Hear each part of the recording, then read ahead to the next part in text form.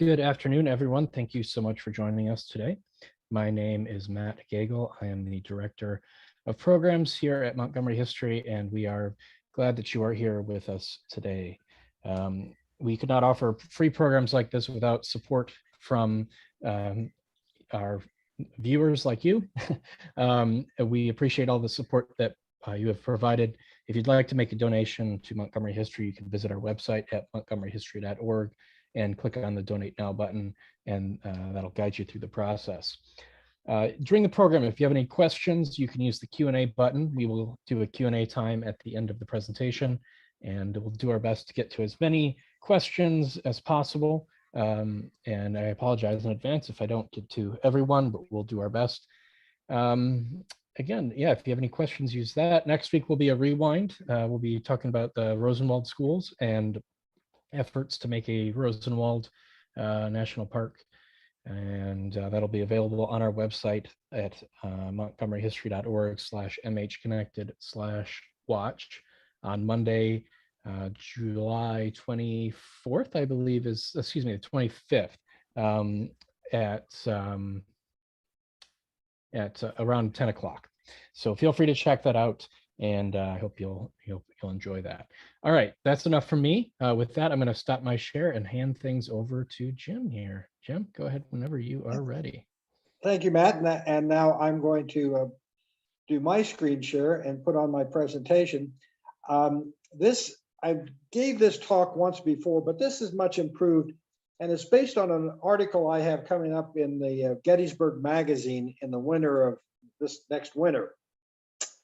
And we're going to go back to the summer of 1863. Robert E. Lee and the Confederate Army had started moving north out of Virginia. They've had the Battle of Chancellorsville. Stonewall Jackson has been shot and killed by his own men. He was the best of Lee's generals, but they're still moving north with JEB Stuart, J.E.B. Stuart, leading the cavalry. And so with that, we pick up how no, let me finish a little bit more on where I'm going with this. There are going to be 4 segments. The first segment is getting Jeb Stuart to Gettysburg and getting all the forces to Gettysburg. I'm not going to talk about the Battle of Gettysburg. The South lost.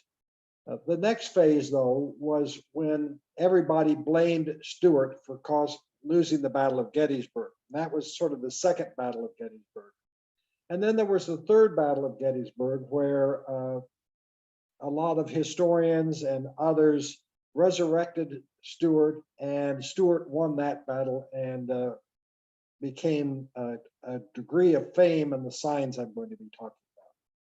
So with that, let me talk about where I got interested. This sign, Rouser's Ford, the crossing of the Potomac River, was used by Confederate General J.E.B. Stuart on the night of June 27, 1863, to enter Maryland on his ride around the Union Army during the Gettysburg campaign. This was put up by the Maryland Civil War Centennial Commission, as the name implies. It was 100 years after the Civil War in 1965. It was put up actually by the Montgomery County History Society by a man named Roger Cohen, who was with the society.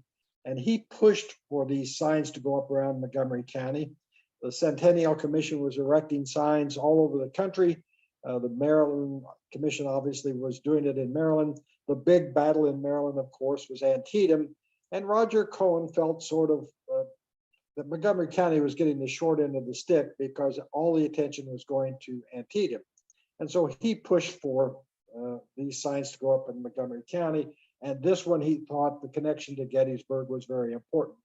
He and the head of the Civil War Centennial Commission in Maryland sort of got at loggerheads, though. And they were traded pretty nasty pretty nasty letters back and forth. Roger Cohen said, look, you're not doing the Civil War history right. You ought to refer to the official records. That's volumes, 128 volumes compiled by the Union Army after the Civil War of all the dispatches that both sides had kept. And so Roger Cohen said, you need to rely on that. And so he relied on the official records And this was in the official records, Jeb Stuart's map of how he got to Gettysburg. Now, I know you can't figure out how he got to Gettysburg, but I show you this mainly to show you that this is all distorted. All these distances are all distorted. So it wasn't a very good map. But this is what Roger Cone based his putting that sign up. And if you look right here, this is where Jeb Stuart crossed the Potomac, according to his map. And so Roger Cone said the marker should go right in here. And that's where the marker is today. But the background is, first of all, where is the ford? This is in Rouser's Ford is where Jeb Stuart said he crossed the Potomac. So where is that? Well, here's a map today. We see Bethesda here, Silver Spring, Rockville up here. If you go out River Road, pass through Potomac, all the way out to what is called Pennifield Lock Road, and turn left, you'll get to Rouser's Ford. But in fact, the sign is up here at Violet's Lock Road, and that's part of the misplaced signs. Here's a close-up of it. As you see River Road, Rouser's Ford. It's also called Muddy Branch Ford, and I'm going to use those names pretty interchangeably. Stuart called it Rouser's Ford, but everybody else called it Muddy Branch Ford. And again, this is Pennifield Lock Road. You go on out past Blockhouse Point, and you get out almost to the Brentwoods Golf Course, and you take a left down to Violet's Lock Road, and that sign is right here. If you look at a Google Earth, you can see more of the features that mark the land. The ford is down here. I'm going to show it to you in more detail later. This is the C&O Canal. This is River Road going up here.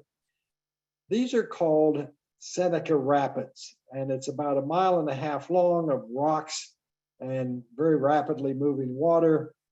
Right here is the top of the rapids, and this is a backup called Seneca Pool or Seneca Lake, and I marked it all on this map. And here's what I'm going to be talking about. Lock 22 or Pennifield Lock is down here. Lock 23 or Violet's Lock is up here. Riley's Lock is up here. That's Lock 24. There's Seneca Pool. The Trump Golf Course is over here. There used to be a dam here. It was called Dam Number 2, and it diverted water into the C&O Canal. Here are the rapids, Blockhouse Point. I'll be talking about that. And you know the name Rouser was actually Rousey because a man named John Rousey owned big farms on the Virginia side and Maryland side, and Rouser's Ford or Muddy Branch Ford connected the Rousey farms. And you'll see other maps where I show Watkins Island, so you'll know where that is. Now, the rides become important. What are these rides? Well, Jeb Stuart was a brigadier general in 1862. He was working his way up. And here he is in his uniform and a photograph. That's his preferred photograph. The one I prefer is a sketch that shows him as somewhat of a dandy. And this little drawing was in the book by his adjutant after the war. And so apparently Jeb Stuart dressed like this when he was on the campaign trail. And maybe when he sat for a photograph, he wanted to look dignified. But my guess is that when he was in the field, he preferred this kind of garb. His first ride was in 1862, a year before the one we're talking about. And it was at Richmond. And there's the sign commemorating it. And what he did was he rode around the Union Army. The Union Army had besieged Richmond, and everybody in Richmond was pretty downcast. And so Jeb Stuart started here on the west side of Richmond, and this red line rode all the way around the Union Army. Now, there was no military purpose for this. It served no good whatsoever. It was just sort of to thumb his nose at the Union Army saying, hey, you guys, I can ride around you. In fact, the siege of Richmond kept up. But when Stuart rode back into Richmond, coming in the east side, little girls ran out on the street and threw flower petals in the path. And the newspaper said, this is the greatest event so far in the war. and it got Stuart a second star. So he became a major general. So it made him famous. And several more times during the Civil War, including on the way to Gettysburg, he did one of these rides. He was aided a great deal by John Singleton Mosby. John Singleton Mosby was a Virginia lawyer. He wanted to enlist. He wanted to become an officer in the Confederate Army when the Civil War broke out, but they wouldn't let him in as an officer because only West Pointers and VMI graduates could be officers. So Mosby swallowed his pride and became an enlisted man, and he became the scout for Jeb Stuart. And it was John Mosby who scouted that ride and made it all possible. And so Stuart really liked Mosby. By 1863, though, a year later, Mosby had dropped out of the Army, and he got a commission as a captain in the militia, Virginia militia, instead of the Army, and led a partisan group in Loudoun County and Fairfax County, Virginia, in northern Virginia. During the day, they wore civilian clothes, and at night, they put on their uniforms and did nasty things. And he was quite good at that. So now we come to the Gettysburg campaign. We're in middle June of 1863. The Battle of Gettysburg is going to be July 1st to July 3rd. Lee was trying to get to Pennsylvania, maybe threaten Philadelphia. He wanted his troops to get fed on the good food in Pennsylvania. He wanted to take the battle north, but it really had no great strategic purpose. And the Union's army main purpose was to protect the capital by positioning itself between Lee's army and Washington, D.C. The Union commander at this time was Joseph Hooker, who Lee had beaten at Chancellorsville. So it's Lee, the victorious Lee is going against a loser of a general. But as Lee moved north, John Mosby, who's in Fairfax County, I got Lee here, so I thought I had Mosby next, but it's Lee. Lee's leading his army north. And when I was doing the research for this, I came across some rather interesting things. Was that there was speculation that Lee had had a heart attack on the way earlier in the spring. And so his decision-making wasn't as good. A lot of doctors have written articles about whether or not, based on the symptoms they've read, he had a heart attack. But you will see that whether he had a heart attack or not, he probably wasn't in his best form. The way the Confederates got to Gettysburg or anywhere north was up what was called the Great Appalachian Valley. We call it the Shenandoah Valley in Virginia, the Cumberland Valley in Maryland and Pennsylvania, and it's 250 miles long. And the advantage, what the Confederates would do would be to drop their army into the valley where they had water and level terrain. They would move up the valley. They would be protected in a way by the Blue Ridge Mountains, which run all the way up, so the Yankees couldn't see them, and that was his strategy. And in fact, what Lee did was he took his army into the valley. Jeb Stuart, with his cavalry, stayed behind to prevent the Union Army from following Lee into the valley. So that's the basic arrangement. John Mosby had learned about all this. So on the night of June 10th, he decided to do his own invasion of Maryland. And he went down here to what was called Muddy Branch Ford, crossed with about 10 or 20 men, went up the C&O Canal to Pilot's Lock, had a small little battle there, went on up to Riley's Lock, had a much bigger battle there. And some of the Confederates were killed. I think some of the Union Army soldiers were killed. And then he skedaddled back to Virginia that night. And he told Jeb Stuart what he had done and that you could cross the Potomac here at Muddy Branch Ford. So now we move to June 22nd, 1863. The Battle of Gettysburg is just a little over a week away, 10 days away. Robert E. Lee is in the Shenandoah Valley near Berryville. Here's the Blue Ridge Mountains. Jeb Stuart is doing his job here, keeping the Union Army under Hooker from going in and following Lee. And Lee's advance column, led by Ewell, General Ewell, Lee says it's in Frederick. It's not actually there. It's more over here to the left, but Lee says his advance column is in in Frederick. So this is where things stood on June 22nd. And now I'm going to go to the messages that went between Lee and Stuart. Lee writes Stuart and says, do you think, and my screen here is having a little problem, so I can't read it. Now, do you know where Hooker is and what he is doing? He's writing to Stuart. I fear he will steal a march on us and get across the Potomac before we are aware. If you find that he is moving northward, you can move into Maryland and take position on General Ewell's right up at Frederick. That's June 22nd. The next day at 5 p.m., things have changed a great deal. Stuart has been lobbying to do another of his rides by going where Mosby told him to go. Lee apparently doesn't really know what all this is about, but he gives this order. If Hooker's army remains inactive, you can leave 2 of your brigades to watch him, leaving them at the gap in the mountains, and withdraw into the Shenandoah Valley with the other 3, and basically follow me up. In fact, I think you'd better withdraw this side of the mountain tomorrow night, cross at Shepherdstown, and then move over to Frederick. But Lee does this strange thing in this second paragraph. He gives all of it, he lets Stuart exercise his discretion. You'll be able to judge whether you can pass around him without hindrance, meaning go on your crazy ride, doing all the damage you can. In either case, after crossing the river, you must move and feel the right of Ewell's troops, which again are near Frederick.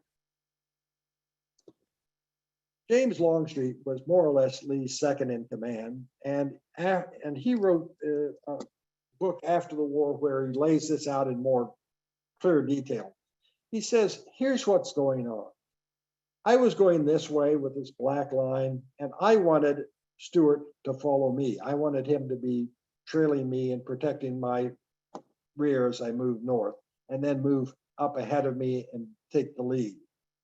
But he says, maybe this is what Lee is saying, that he gave Stuart permission to go directly at Frederick, and that would be to go east of the Blue Ridge Mountains, cross the Potomac at Point of Rocks, and then he would be in Frederick. So that's a very direct route. That makes sense. That's one of the things that Lee and Longstreet might have been thinking.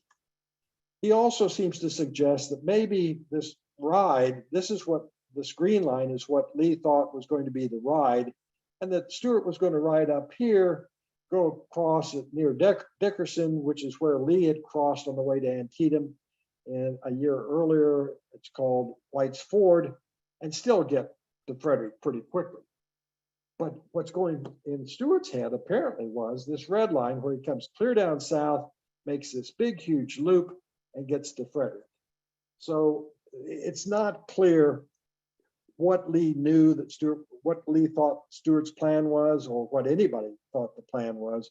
Lee was very vague on his orders, but one thing was abundantly clear, and that was if Stuart saw the Union Army moving up to cross the Potomac, Stuart was supposed to go back into the valley and go up the valley. And here's what Stuart saw, though, and this is through sort of his eyes. On June 23rd, he was in Upperville. And so on that morning, very early in the morning, he moved down towards Haymarket. And on June 25th, 2 days later, he got to Haymarket. But at Haymarket, he saw what Lee had warned him about, and that was the Union Army under General Hancock's corps moving north. And this is a picture I took at Haymarket. This is, if you look at that little hill out there, that's called the Bull Run Mountains. And Stuart came out of the Bull Run Mountains. He had 5,000 cavalry, came out of the Bull Run Mountains. He got about to where my arrow is, half a mile from Haymarket, and saw that at this, and this camera shot is just directly behind where you saw, where this traffic light is, Hancock's corps was moving north with 10,000 infantry, far outnumbering Stuart and far too big a force for him to take. Winfield Scott Hancock is moving his army north. Now, Lee's orders were, if that happened, Stuart was supposed to turn around.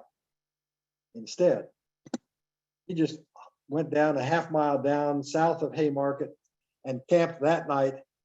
I have it at June 25th at Buckland. This is where he camped. You know, it's sort of a terrible little place now, but this is along a little river there, and he's camped there for the night.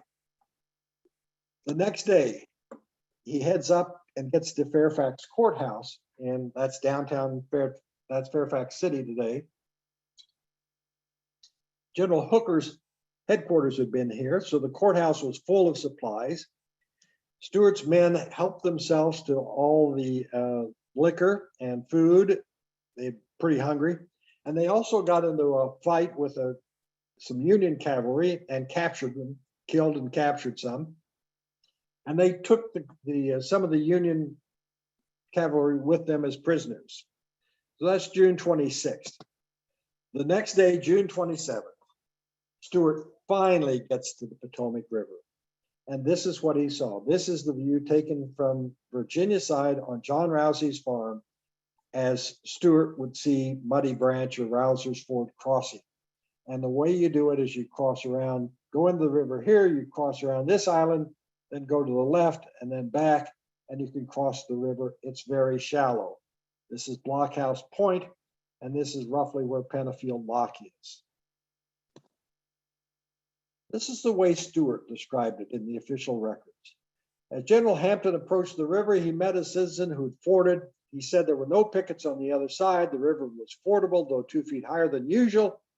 Hampton crossed early in the night, but getting the artillery across would be difficult for various reasons.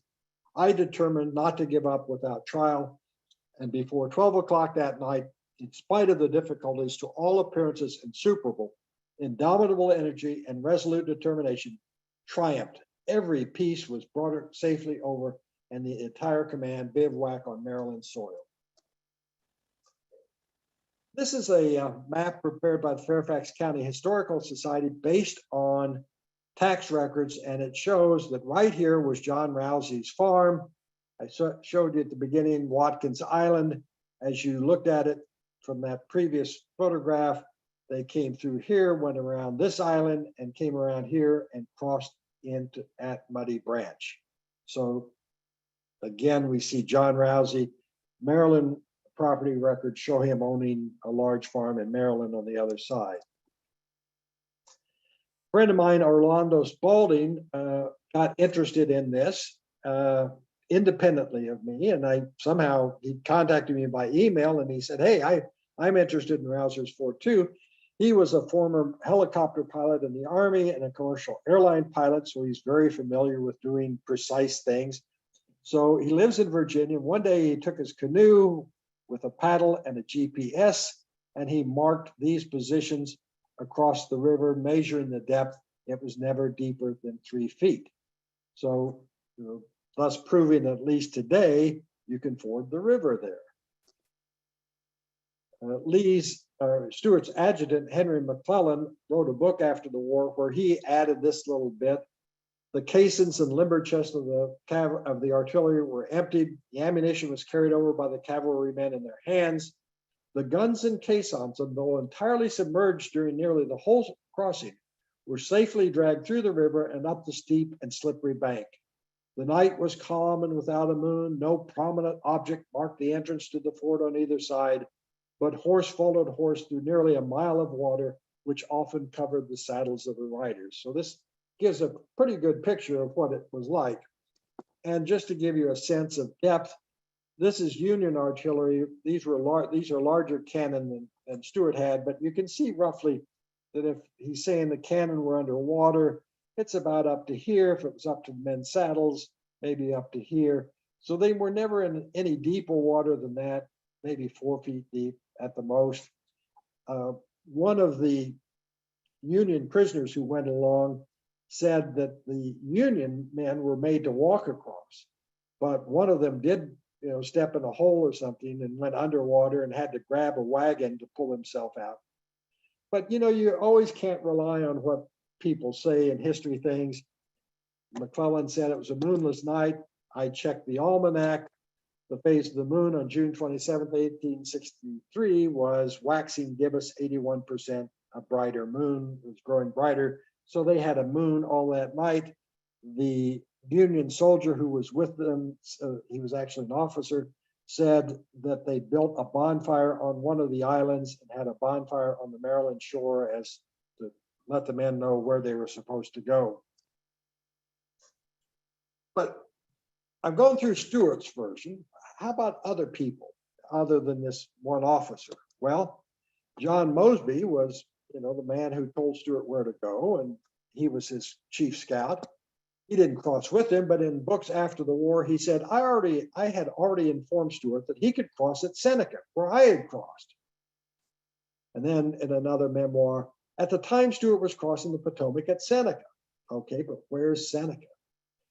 And then he says the 8th Illinois Cavalry was stationed at Seneca, parentheses, or Muddy Branch. So he says, okay, Seneca's Muddy Branch. So it is Muddy Branch Ford. And he says Washington is situated on an unfordable river, but less than 20 miles above is a ford at Seneca, where Stuart crossed going to Gettysburg. So we know John Mosby, who's really the local expert on all this, is saying it's Seneca, which is the same as Muddy Branch, and it's 20 miles north of Washington.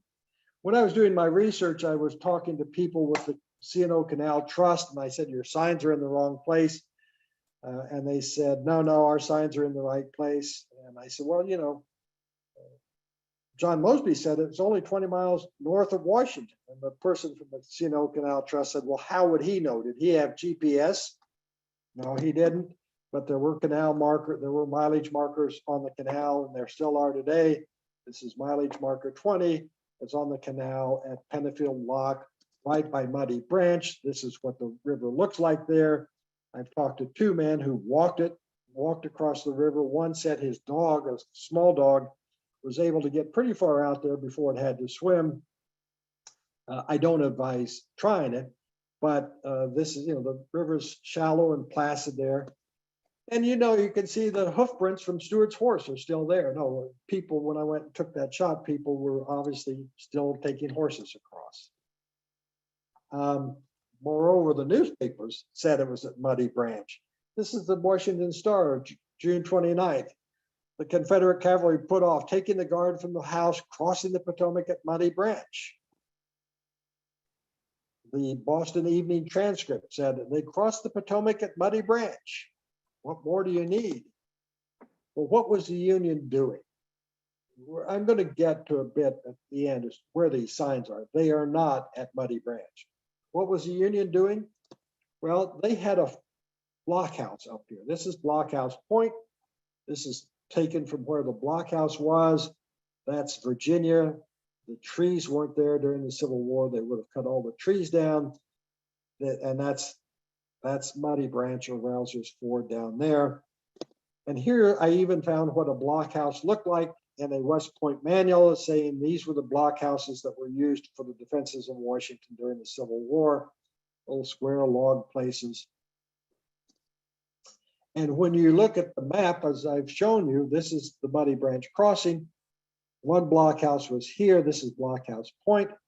And there was not a blockhouse here, but there was a fort here downriver from Muddy Branch.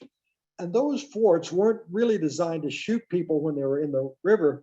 What they were designed to do was to shoot people on the towpath, because once you cross the river, you still got to cross the canal. And so these forts here and here enable the Union to protect the towpath and make this ford worthless to any person militarily. The troops were stationed by 1863 in Poolesville. Here's a map or a drawing of the encampment. And here's actually a photograph of the tents at Poolesville where the Union Army was stationed, and then they would ride down to the river and man those forts and blockhouse. But as soon as they learned that Lee was moving north, the Union ordered all those troops out of there, and they all went up to Maryland Heights at Harper's Ferry. Hence, that's why Stuart said they learned that there were no pickets there, because all the troops had been pulled out and sent up the river.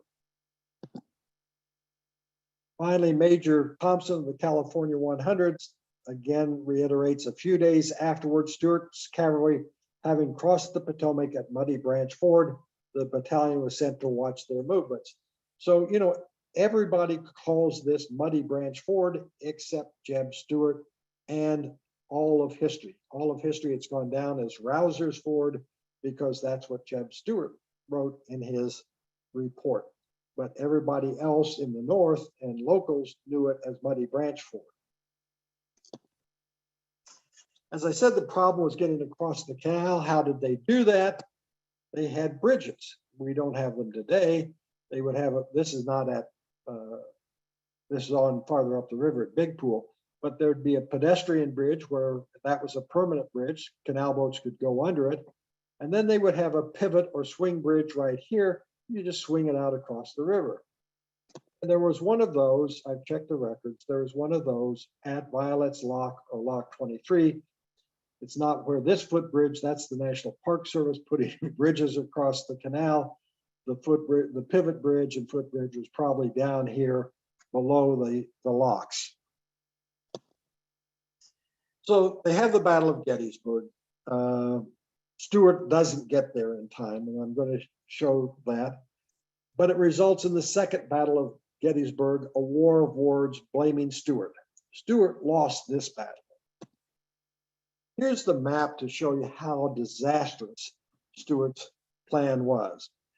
His job with the cavalry, he had 5,000 men. His job was supposed to be in front of Lee. He was supposed to scout out to see where the Union Army was. Without that, Lee had no scouts. He had a few cavalry with him, but not anything of the size of Stuart's force.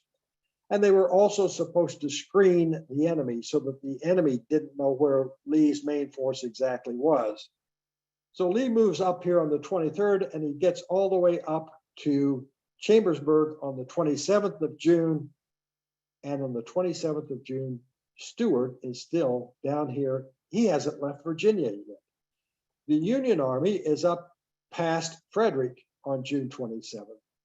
Stuart finally crosses the river. June 28th gets here, June 30th gets here. And on the 1st of July, the day the Battle of Gettysburg had started, Stuart is about 30 or 40 miles away in York, Pennsylvania. He has no idea where Lee is, and he doesn't arrive on the battlefield until the afternoon of the second day and really renders himself of no value whatsoever to Lee. So Lee takes note of that, but he's a gentleman, so he doesn't say terrible things. He just wrote a letter to Jefferson Davis, and he said, no report having been received that the Federal Army had crossed the Potomac, and the absence of the cavalry rendered it impossible to obtain accurate information. So this isn't a terrible blaming of Stuart, but a little bit. He gets sharper in a report in January of 1864. It had not been intended to fight a general battle at such a distance from our base. He didn't even want to fight in Gettysburg unless attacked by the enemy. But finding ourselves unexpectedly confronted by the Federal Army, it became a matter of difficulty to withdraw. A battle thus became in a measure unavoidable.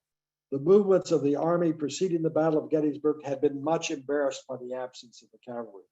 Still put her gentlemanly. Longstreet, Lee's aide Walter Taylor, wasn't so gentlemanly. He wrote later after the war, with the exception of the cavalry, the army was well in hand. The absence of that indispensable arm was most seriously felt by General Lee. An army without cavalry in a strange and hostile country is as a man deprived of his eyesight and beset by enemies. He may be never so brave and strong, but he cannot intelligently administer a single effective blow. Longstreet was furious. In his book, this is what he wrote. Especially did Stuart know that my orders were that he should ride on the right of my column as originally designed to the Shepherdstown crossing. These orders emanating properly from me should not have been questioned, but they were treated with contumely. He rode on a raid so that when the cavalry was most needed, it was far away from the army.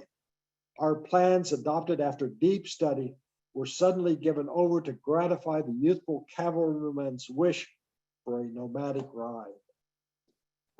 And Lee's Secretary Charles Marshall wrote this, or gave this in a speech to the Confederate veterans. 2 armies invaded Pennsylvania in 1863 instead of one. One of those armies had no cavalry.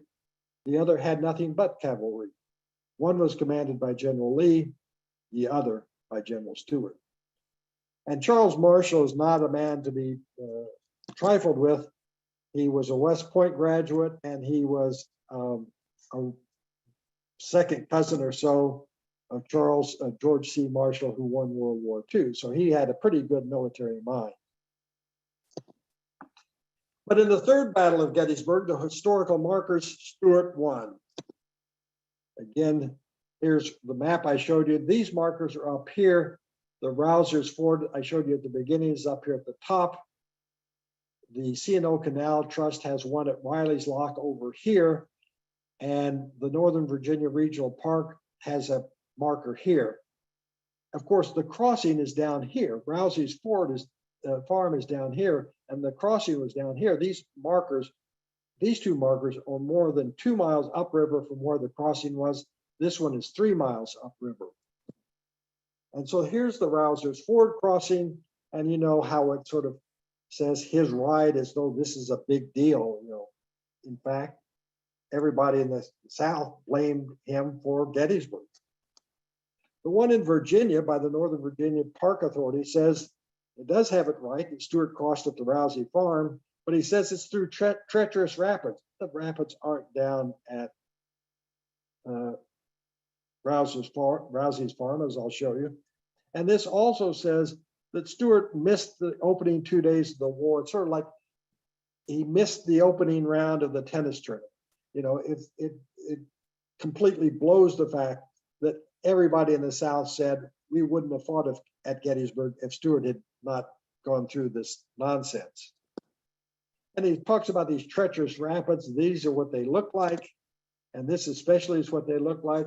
When I was doing my research, I met Sharon Sherrod, who's a canoeist, but she was also a horsewoman. And she said, you'd never take a horse through there. Even, on a lark ride, horses will step in a hole and break their leg.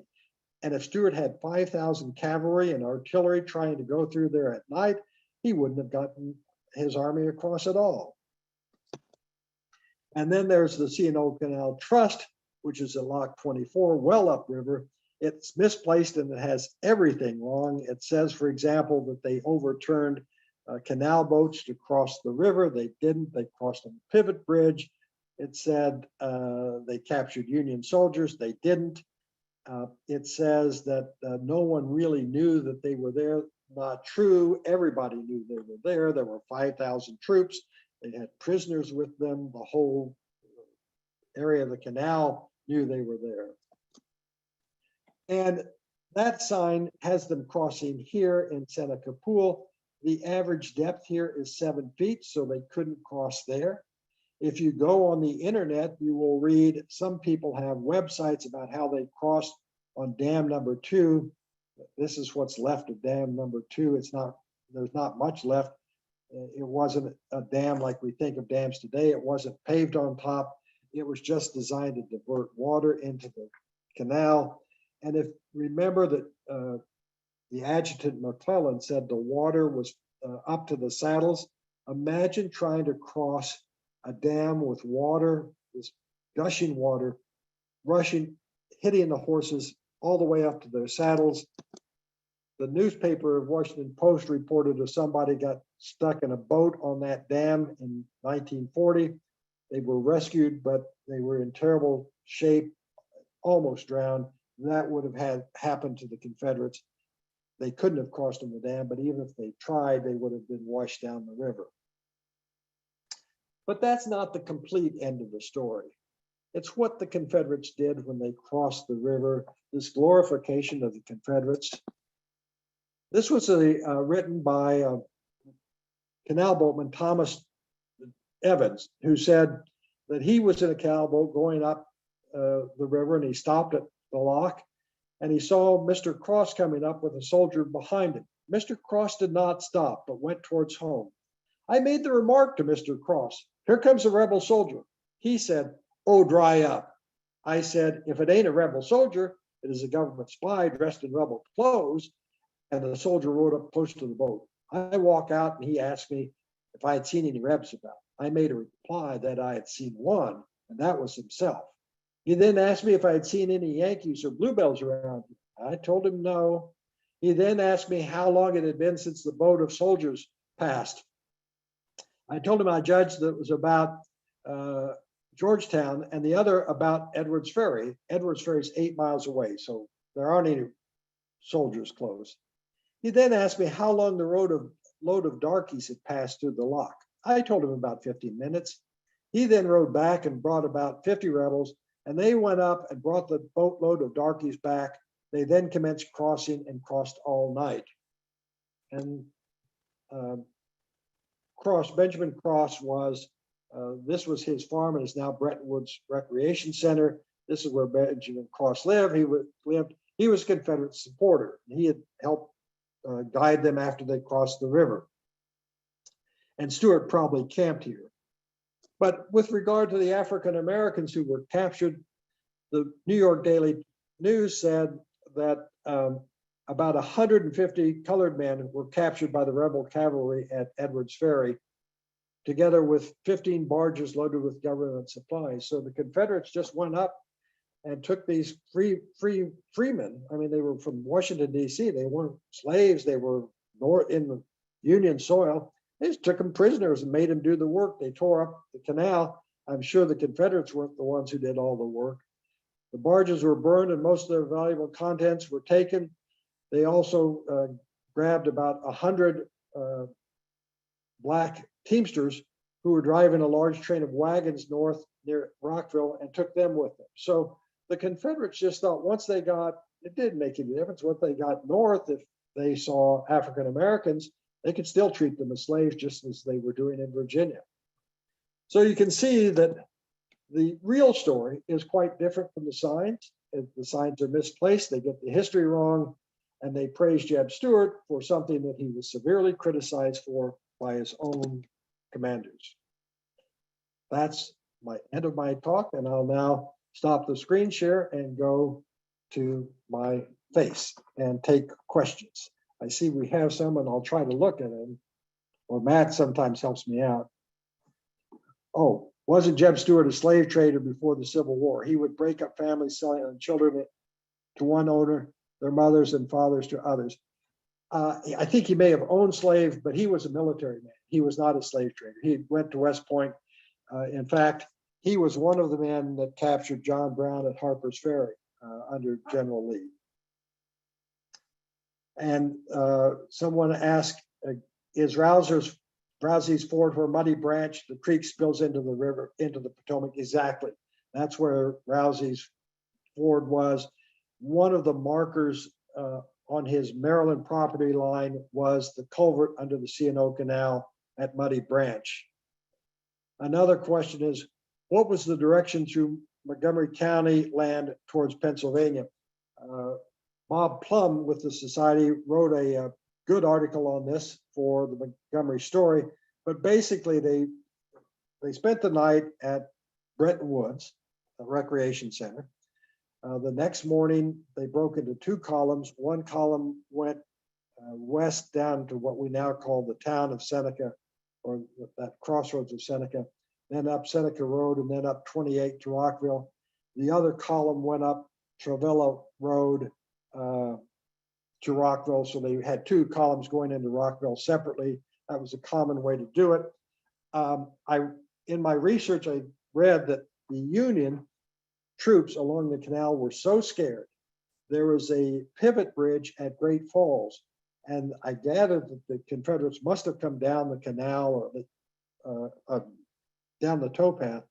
But anyway, the Union troops at Great Falls, 12 miles away, burned the pivot bridge to keep the Confederates from coming after them. So they were all over the place at the time. Another question is, I had read that Stuart was absent. Lee had divided his army, and when he found out the Union army was nearby, he quickly scrambled to unite his force, and the nearest town was Gettysburg, which is why the battle was fought there. That's more or less correct. What really happened Lee had he had divided his army into three parts. He'd sent one part up to Carlisle, another part over towards York.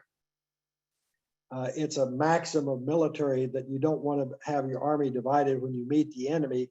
He learned that, he didn't have Stuart, but he learned from a spy that the Union Army had indeed crossed the Potomac and was in Frederick. And so he was trying to consolidate his army. He wasn't so much consolidated on Gettysburg, but it's just the terrain made that the point where all three armies could converge. They didn't arrive there simultaneously. The important thing is, if he had had Stuart with him, none of this would have happened. He would not have sent his army, his one force up to Carlisle. He wouldn't have sent another contingent over to York. He would have kept everyone together. He might have turned around. He most likely would have fought the battle in a different location that was more favorable to him. Oh, I see. I keep having to scroll down here. You can help me out, Matt, if I can. I joined a little late, so you may have explained this. Who provided the facts for the markers and why the Canal Trust so resistant to moving them? This has surprised me. The facts for the markers are just, people write them up. I've been very surprised because with all three authorities, the Maryland Centennial, or it's really now the Maryland Historical Trust, with the C&O Canal Trust and the Northern Virginia Regional Park Authority, I've said, your markers are in the wrong place. And I've actually given them sort of chapter and verse, and I think they don't want to pay for the new markers. Another question, is it possible that Trevilla Road was used to Rockville versus Potomac? Yes, Stuart himself went up Trevilla Road. They did not ever go to Potomac. Some of the troops, a few, probably a dozen or two men, went down to Potomac. They chased a wagon train towards Potomac. And so that has gotten to be sort of legend that Stuart went through Potomac. He did not. Did Stuart have time to breach the canal? Well, he had 150 African Americans who he turned into slaves, and they breached the canal, but it only took 3 days to repair it. I think that's the end of my question. Jim, sorry, I had an emergency phone call come in. I had to step away. I'm very sorry. Okay. I see it. Yeah, there's a couple more that have come in. If you want to read them, or I can do that.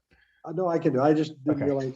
Okay, how does the National Park Service view the mistaken signs? Have you given this illuminating talk at the National Park Service facilities, Great Falls, or perhaps at the fort itself? No, I have not. I've not talked to the Park Service. I did, I think, alert them to this talk, so maybe they are listening in. I certainly know the C&O Canal Trust has known for years that I thought their sign was in the wrong place. Another question. Have you also done research on Jubal Early's invasion of Maryland a year later when he threatened Washington? Yes, I most certainly had. I wrote in 1999, a 3-page spread for the Washington Post on that, about Jubal Early's invasion of Maryland, and came to the controversial point that he occupied American University. Not Jubal Early, but John McCausland, who was his cavalry general, claimed to have taken a Union fort, and I identified that as Fort Gaines. But I can talk about that later. And then I have someone saying, you were right, it was Nathan Bedford Forrest who was the slave trader. Yes, thank you very much. Not Stuart. Okay, well, that looks like that's all the questions. We'll give it another minute here in case any more come in. Jim, I was not aware you have done you had done some research on the attack on Washington. So maybe I'll come back to you and we'll come back and maybe have you give a presentation on that too. So you talked yourself into that one. That's how I got started. In fact, that's how I got started on this, is because one day I was out at that sign, Rouser's Ford sign, about 15 years ago, 20, no, it was back in 2000. And I saw that sign and saying Jeb Stuart had crossed here. And I thought, well, I didn't know the Confederates got this close to Washington. And then I started saying, I wonder who got the closest. And that's when I found out it was John McCausland. Okay, well, I think we'll go ahead and wrap things up. I don't see any more questions. David says, thank you for the presentation. And any closing thoughts for us, Jim, as we wrap up today?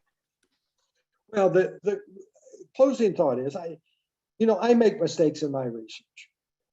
I've written stuff and now I know better much later.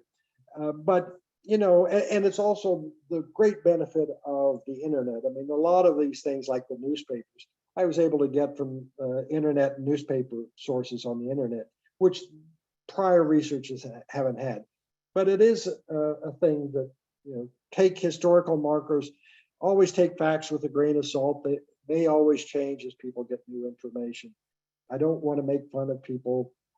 I do want to criticize the Southern generals who sort of got this notion out that they were supermen, when in fact you can see from this that they were often bumblers. Thank you very much. Okay, well, again, thanks everyone for joining us. We will have a recording of this presentation available Monday, and I keep forgetting the date. I think it's the 25th. Yeah, the 25th. It'll be on our website at montgomeryhistory.org/mhconnected/watch, and that'll be available for 1 week. And with that, we'll wrap things up. I hope you get hope that it cools down a little bit and you get some time outside. All right, thanks so much, Jim, and we'll talk soon. Thank you. All right, bye.